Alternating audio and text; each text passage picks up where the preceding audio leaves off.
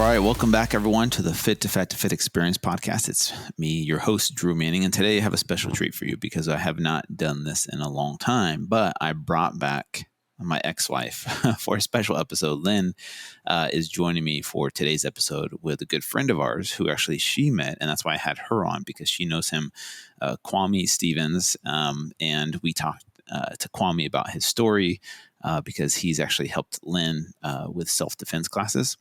And the cool thing about Kwame is that he is joining the Fit2Fat2Fit family. And what that means is he will be one of our coaches, which means he has created a program for women, mostly focused around self-defense, which is a very important topic and a very important skill for all women to learn how to defend themselves. And you'll hear why in this story because of Lynn's personal experiences that she's had. So she gets very vulnerable and authentic about her past and her story and how Kwame has helped her. And so a little bit about Kwame Stephens. He has over 25 years involvement in Muay Thai, and he's a 4 times Muay Thai champion. He fought in the USA, Canada, Europe, Japan, Thailand, and China. Kwame has won championship titles in heavyweight, cruiserweight, light cruiserweight, super middleweight, and middleweight, which is crazy. That's a lot of weight classes to cover. So maybe he's done his own Fit2Fat2Fit. He established Wicked Ways Muay Thai team and has trained over 20 champions, amateur and professional. Kwame was also the team coach for the United States Muay Thai team in the 2004 World Games in Bangkok, Thailand, and the Puerto Rico Muay Thai team in the 2004 World Games. He was also the team captain for the United States Muay Thai team in the 2006 and 2007 World Games in Bangkok. He's a trainer of over 10 women's Muay Thai champions. So he mostly coaches women, and he tells us why he coaches mostly women, which is very funny, but also really cool. And I respect it a lot. And really excited to announce his new program. So, the new program, there's a link in the show notes. There's a URL to join this program. It's fit2fat2fit.com/aware-tactical. And you can go to that to check out his new program, which I'm really excited to promote and launch because we are trying to diversify the Fit2Fat2Fit brand. So it's not just me that's the face of it. It's not just about me. It's not just about Fit2Fat2Fit. It's about other people that lead with empathy and understand the mental and emotional side of transformation. And so that's why Kwame is a part of the team. And really excited to share a story. And a couple quick notes.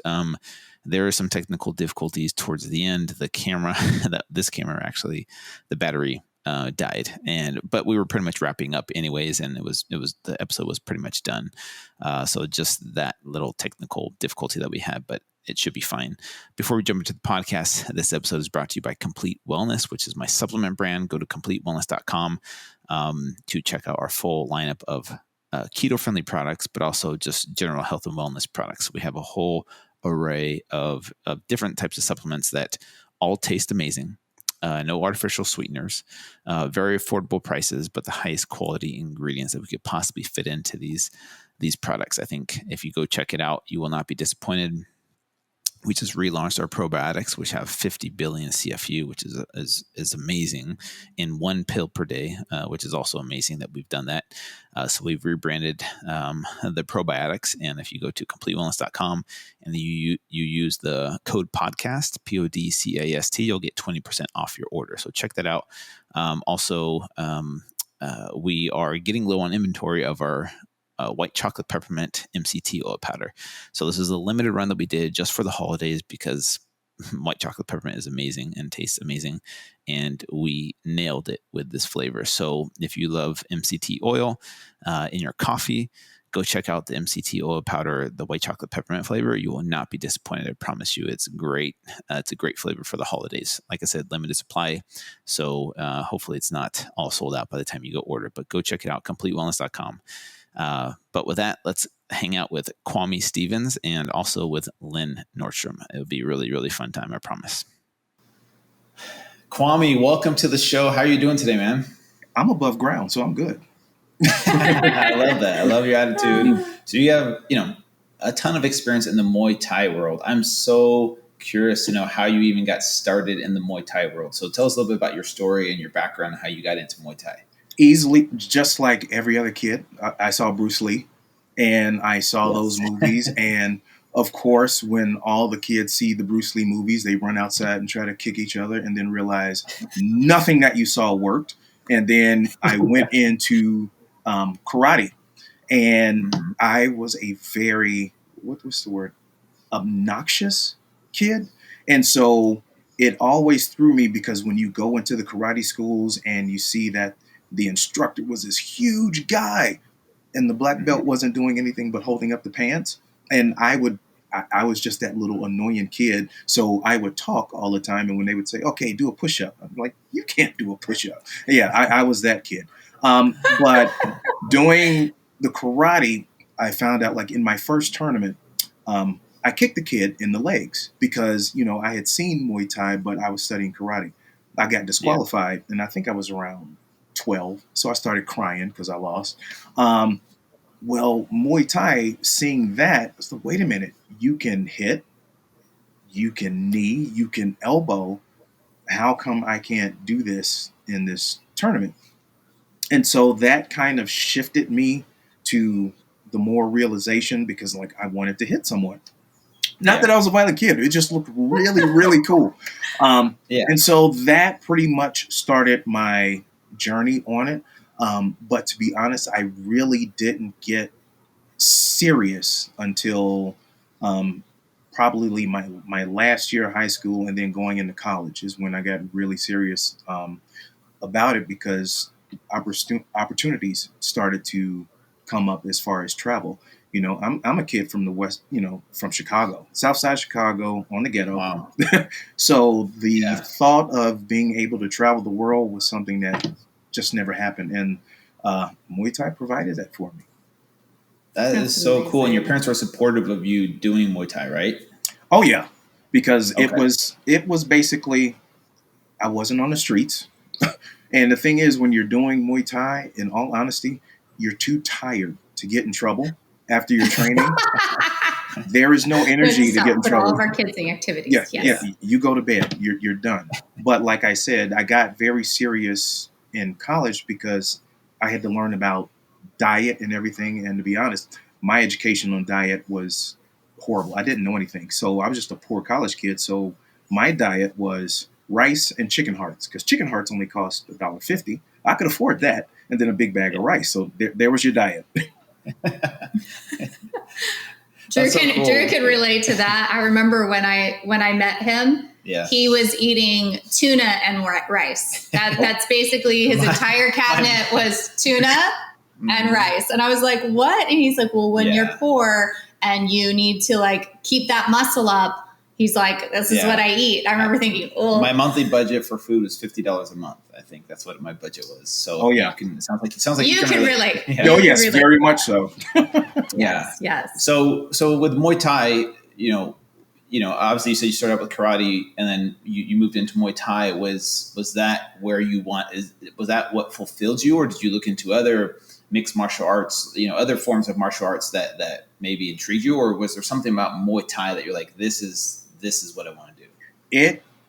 It pretty much captivated me first, and Uh-huh. then I became obsessed with it, because I knew if I trained hard enough, I could go somewhere. And that's why I never really excelled at football and baseball, because I hated depending on other people for my success. That drove me insane. Gotcha. So I mentally could not handle, like, hey man, you're not going to work as hard as me.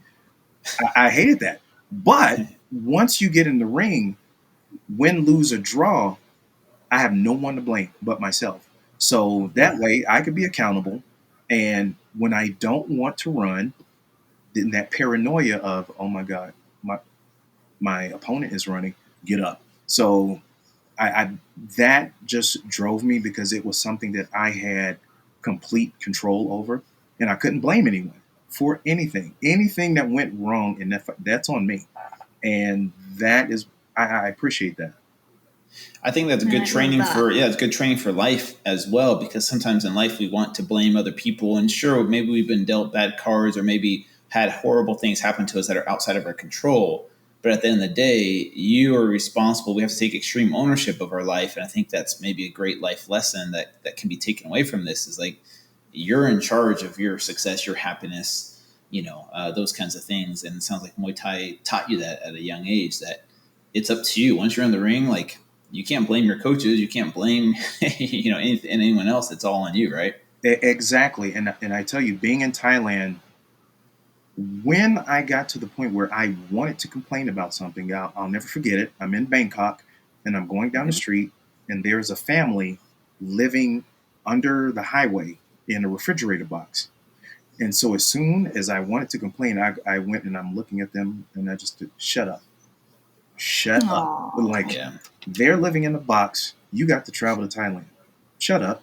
And so that just cleaned that up real quick. So every time I get ready where I want to complain, it's like, I have a roof. Yeah. I love that. And it's interesting because people really are, like, your personality is the same as, like, when you're talking about growing up and, I didn't want to rely on anybody else. And, I knew it would only be, my accountability. Like, you're still like that. Like, what's so great is because I trained with you over the last couple of years. Like, you're still the hardest working person in the room. He still is the person that, like, no matter what he's up against, he's constantly like, well, like, I'll figure it out. Like, you're accountable, you're driven. Like, I just love your attitude, Kwame. I just have to say that. Like, you're still like that. You're still one of my favorite humans on the planet. That is a wonderful compliment. Everybody wants to be Kwame's friend. Trust me. That is a wonderful compliment. But I'm just paranoid. That's all it is. I am paranoid. I'm paranoid. I, like, if I'm feeling in bed, like, I still get up and run every morning. I still do it now. And even though I'm not fighting professionally anymore, what excuse do I have to not be out there doing it? Which was very funny because one of my fighters, it was 6:00 in the morning, tons of snow on the ground. And one of my fighters was driving to work and he saw me outside running in the snow. And then when I get home, he calls me. He's like, I hate you. I'm like, what's wrong? He's like, thank you for taking away my excuse. I'll be running on my lunch hour. I'm like, good man. Yes. I love that about you because you are so compassionate and caring, but you're also like you said, you're also inspiring and no nonsense. You remind us, like, that we are capable and able to do it. Like, I do want to share how I met Kwame. I'll say this real quick, but I actually want him to segue into how he started being a coach, because that's how I met him, because he coached me for several years, for the last couple of years. But I just wanted to say, like, what I love about Kwame is when I met you, I was a little intimidated before meeting you because I had heard about Kwame's success. I had heard from multiple people the incredible fighting career that he had. I know Drew talks about it in the bio and the intro of this podcast, but I mean, there's literally very few people with the amount of success and experience in this that Kwame has. And then he moves into coaching and he's coaching some of the best fighters. And then I'm like, he's going to train me self-defense. And I remember feeling so intimidated and also feeling like, oh, he's probably going to be this, like, really, like, type of guy. And when you meet Kwame, like, you instantly fall in love with him. Like, he's compassionate, he's kind, he's hardworking, he's fun, he's funny. Like, I felt instantly at ease, but then he also is like this ruthless trainer that, like, made me feel like such a badass. Like, the dichotomy between how you make someone feel as you as a person and then how you made me feel as far as my confidence in, like, fighting, it's a really rare and beautiful thing. So I just had to brag on him for a moment because Kwame will never brag about himself ever. No. So see, he's already shaking his head. He's probably uncomfortable. So to segue over, share with us how you got into coaching fighters. Okay. And just to add on to what you said, I was never under the misconception that the fighting career was forever. I knew at any moment I could walk outside, twist my ankle, break, it's over with. So I'm thankful for every fight that I was able to get. So that's why I am the way that I am, because I know it could be taken away like that. So that's where that comes from. But as far as teaching, I never intended on teaching and coaching at all.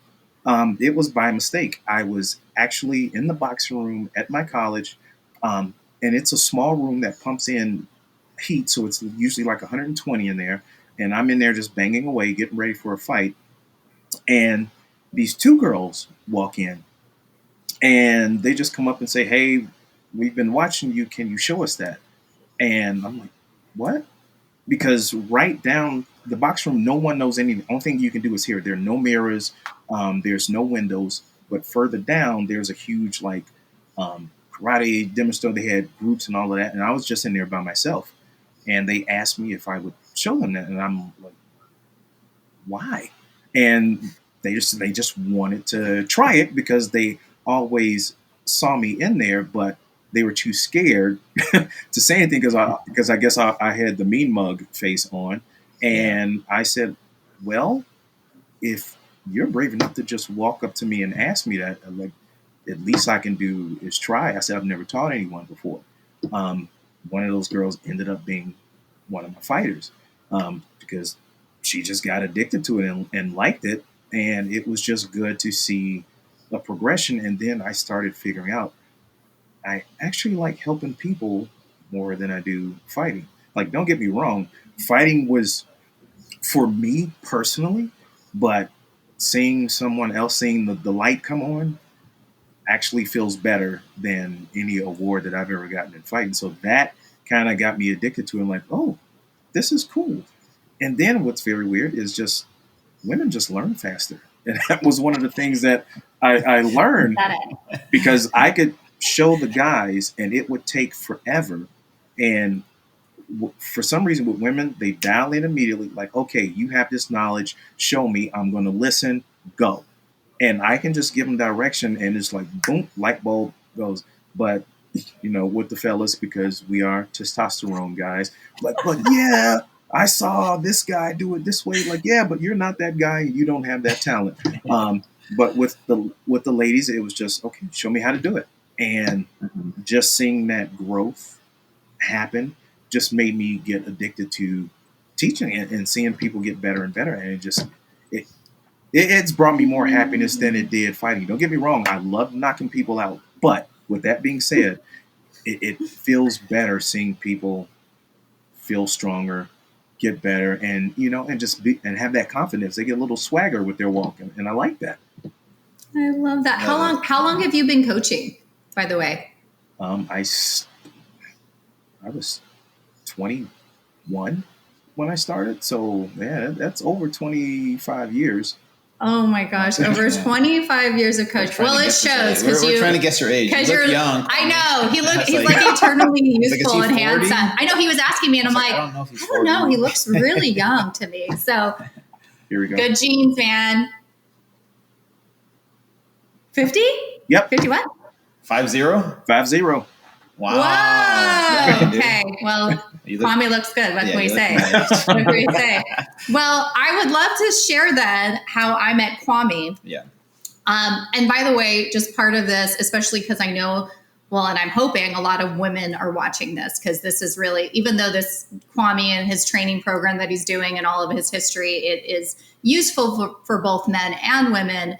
Like he talked about, he predominantly coaches women, and that's why he was training me. So I do like to say before I talk about these things, a little bit of a trigger warning for women. I am going to talk a little bit about sexual abuse, sexual assault, and I may share a few, not too detailed, but share a few stories because it's pertinent to the conversation. So I just wanted to share that. I know some women, it's important for you to know before those conversations come up. And if you're not in a space to want to hear it, maybe press pause and listen to this in private another time. But for my birthday a couple years ago, Rick, who is my husband now, he and I had talked a lot about like what he could get me as a present. And somehow, I don't know how this conversation even got brought up, but I joked around how I wanted to be a female Jason Bourne. And he was like, hopefully everybody knows what Jason Bourne is, right? Yeah. Like Matt Damon, he's the greatest. He's like the super spy. And Rick was laughing and he's like, why? And I said, you know what? Like, I am so sick of being afraid as a woman. Like, it's such a common feeling that every woman I know experiences. And I'm like, you don't know what it's like because like Rick is like fearless. Like Rick can walk into like, he's never scared. It doesn't matter if it's late at night. I'll be like, oh my gosh, did you hear something downstairs? Like he's never scared. And it was so foreign to me because as a woman, I constantly live in fear. Like I have been sexually assaulted on more than one occasions. I have been harassed. My sister and I, when I was 19, are staying in a hotel in Paris. And by the way, this is at a time where we don't have smartphones, right? So we don't even have telephones that we brought. We have like a phone card if we have a payphone, and then we have like a disposable camera, and we're just touring around Europe. And we didn't realize that we had booked a hotel in a less desirable area. We're just young and poor. And so we booked a cheap hotel, and we're in Paris, and we're walking down, and all of a sudden, and it's late at night, I realize as I kind of turn that there seems to be these group of men that are following us, because we went down a remote alleyway. So my little spidey senses go off, and my sister and I are like kind of speeding up. And as we speed up, we see them speed up. And I immediately look to her and I go, run. And we start running, and they start running behind us. They literally chased us through the alley into the hotel. We started running up the stairs, like, you know, the doors you open and then it's a staircase. We're way up in the staircase. I hear them rip open the door, and they're chasing us behind us, luckily far enough away that we get to the landing, we get to our room, we deadbolt it, we're really quiet, we hide behind it. And like, talk about my heart being outside of my chest, like fear, right? This fear of like, I'm not safe. And I mean, I've had so many, sadly, bad experiences of being, you know, stalked or chased or whatever it is. And I told Rick, and I was like, it sucks, because I love to travel. As everyone knows, I've been to like tons of travel. And I sometimes am in situations where, you know, I get nervous, and I like to travel by myself, but then I have to be even more cautious because I'm a woman. And so I'm telling Rick about how I want to feel safe. I want to feel confident. I'm sick of being scared when I walk to my car. I'm sick of being scared, you know, if I'm in an alley. And so he comes up with this like ultimate gift, which is like, I'm going to turn you into the female version of Jason Bourne. And I mean, I took this like evasive driving course where I learned like freaking how to do donuts, J-turns, like it was epic. And I had all these other courses set up, but many of which I still haven't gotten to do because it was right before the pandemic, unfortunately. So some of these have been put on pause, but I also have like arms training. I actually have a gentleman from Special Forces that's flying out to the island in a few months, and he's going to teach me how to survive in the wilderness. So I'll actually be staying overnight with nothing but a knife out in the jungle for a night and learning how to survive and like feed myself.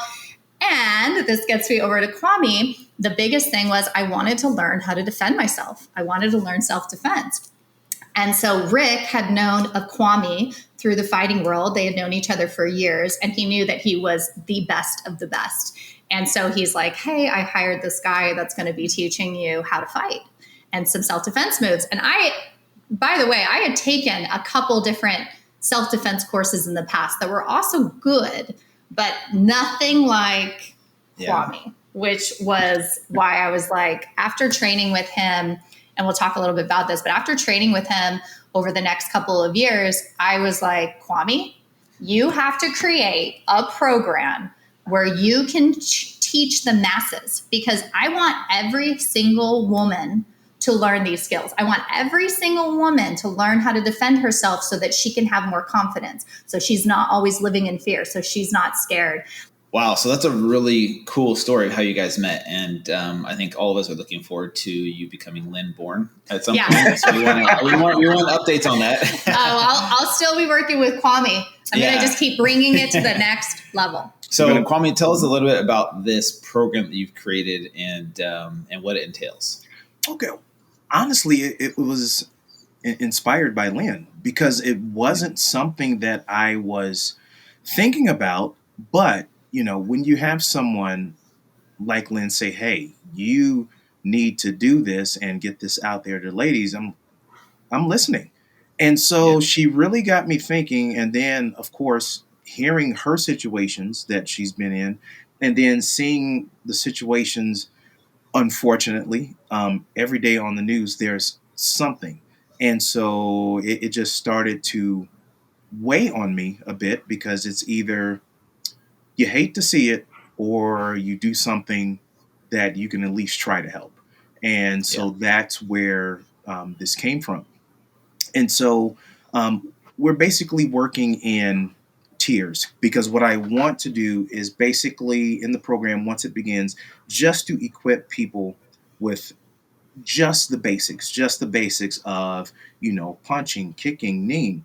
And then you might have some people say, well, why not, jump right in and go over a situation that can happen. I'm like, okay, I could do that, but you have no idea how to assess a situation. And I'm forcing people to be honest with themselves, because this is the main thing.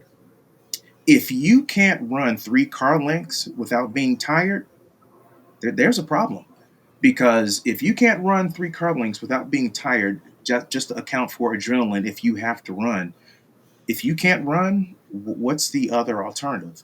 Submit and let the person have their way or kill you? No. So this is just the first step to help someone get there. And so with these basics, just getting them used to getting the body moving. Also, there's going to be some mental coaching, because what I tell every woman that I've ever trained, especially when it comes to a self-defense situation, I'm going to ask you to go to a dark place. And what I mean by that, because everyone has that reaction. If they're getting attacked, the first thing they do is cover, shy away. That is normal. That is a human reaction. But what I would like to see every woman do when that thing is about to happen, I want to see her put up her hands like this, and she looks at the guy and says, not today. That will shut the majority of that down, because it's just like hunting. The lion is looking for the weak gazelle. And once this gazelle comes back with like, you know what, you might give me, but I'm going to take your guts out with these horns. And, someone that wants to attack you doesn't want that problem. And so, and that's what I want to help these ladies with this program. Yes. And I love that. I loved that about Kwame was, in several situations, like, here's the deal. You being attacked as a woman, who I've been attacked too, it's never our fault, whether we're prepared or not. Obviously, it's never our fault that we're the victim. But I was finally at a point where I'm like, I'm sick of being the victim. I don't want to, I don't even want to be in a situation again where I freeze and don't know what to do, because that's my natural reaction. Like Kwame said, right? Someone goes to attack me. I don't have any training. I'm scared. I'm either frozen, I'm scared. I go into crouching mode. That is exactly, and when we do the research, that's exactly what these predators want. They are looking for a victim. They are looking for someone weak. They are looking for somebody that's scared. They're not prepared if somebody looks like they're going to fight back. And it was really interesting. I watched this documentary once from criminals, and they literally were sharing what they look for when they're trying to find somebody to be their victim. And they do look for that. They look for women that they think look scared or aren't going to fight back. And they say, actually, the moment a woman fights back, a lot of times they bail because they know it's not worth the trouble. And that's what Kwame drilled into me. He was like, this is about learning these skills and repetitively doing it.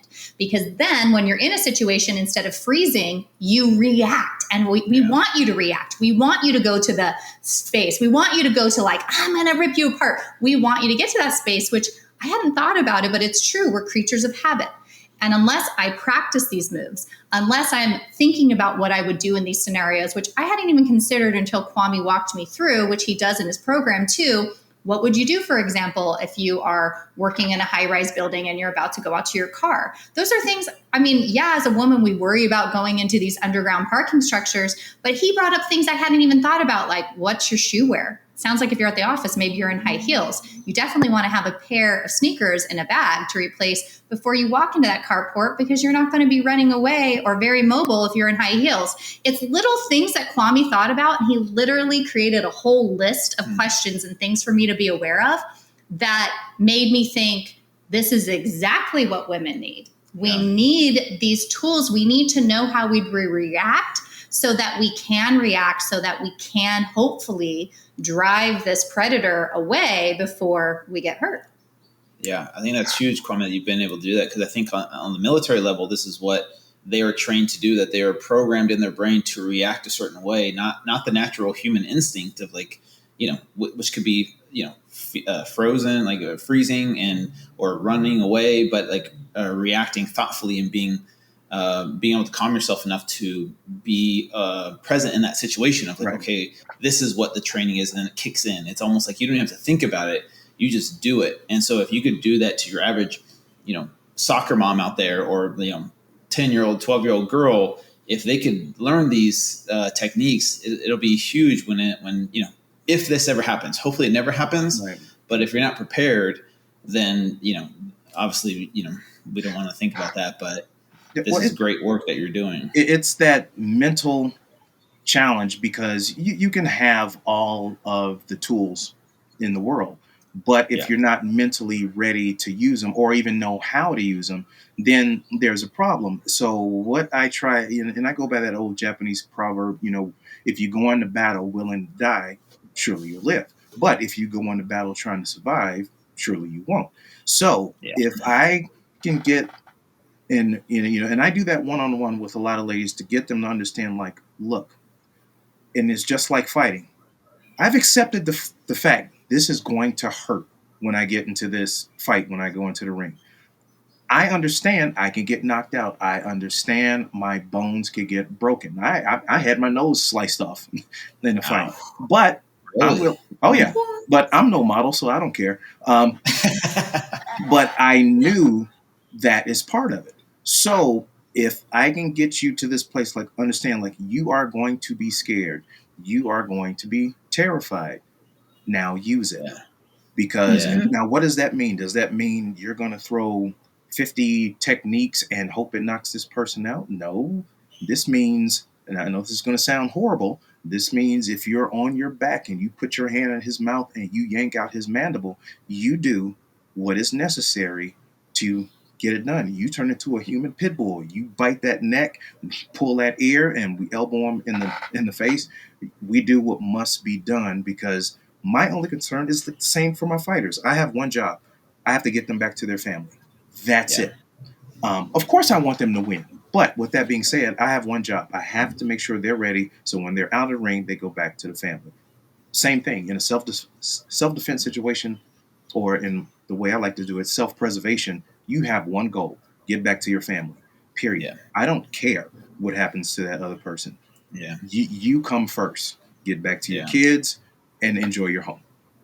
And that's the other thing that I loved about working with Kwame, and why I was like, your program's different, because I've taken a couple other programs, and I've also taken like kickboxing and things like that, right? I've been in the fitness world, as we all know. So I've taken a million different courses, and I've taken a self-defense class. But, a lot of times those are only about the moves, and they're cool looking or cool in theory. And not to say that knowing how to kick or punch, yes, we know that's essential. But Kwame actually like teaches you, like, no, this is about getting away, being safe, no matter what you have to do. You're not concerned about, like, when you're in the ring on a fight, you have rules. There's no rules when someone's attacking you.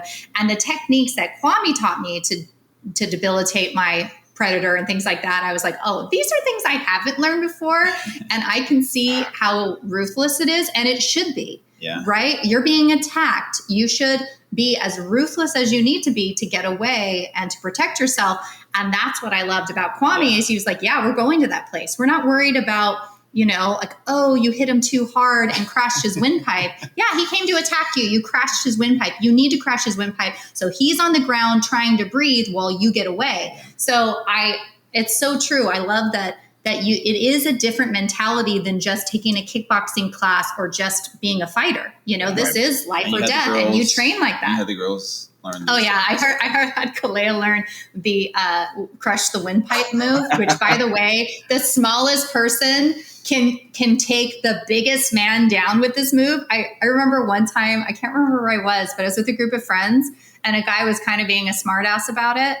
And I was like, well, I can show you real quick. And I literally didn't even try to go hard. And he like flew back, and he's like, and he's like, what are you doing? And I was like, I'm barely even pressed. Yeah. Well, we won't have you demonstrate on me. But we're coming up on time. Call me. Okay.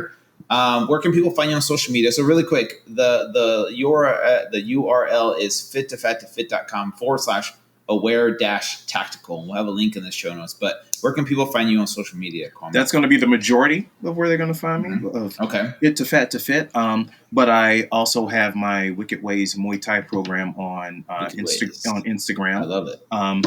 Yeah, and I think we might be creating a new page for Kwame specifically to do this program where he can share some tools. And if we have it done by the time the podcast release, because it's going to be a couple weeks, then we'll make sure to include that in the show notes too. Yeah. So look at that. I did want to read this real quick before we sign off though, because I think women already know these stats, but this is why I feel so strongly about Kwame and this program, because here's some stats that I had pulled up for Rick when I was talking about how Kwame had to create this for the masses. 1 out of every 6 American women have been the victim of an attempted or completed rape in her lifetime. Globally, 736 million women, so about 1 in 3, have been subjected to partner violence, non-partner sexual violence, or both in her life. And 92%, and this is even on like a smaller scale, and I only say smaller because I know it's so common that we call this a no big deal, but 92% of females say they've received some form of sexual harassment or misconduct, almost 100% of women. And that's why I was like, we are coming into a new age and we need women that can protect themselves. Yep. I'm so grateful for you, Kwame. Oh, I am grateful for you.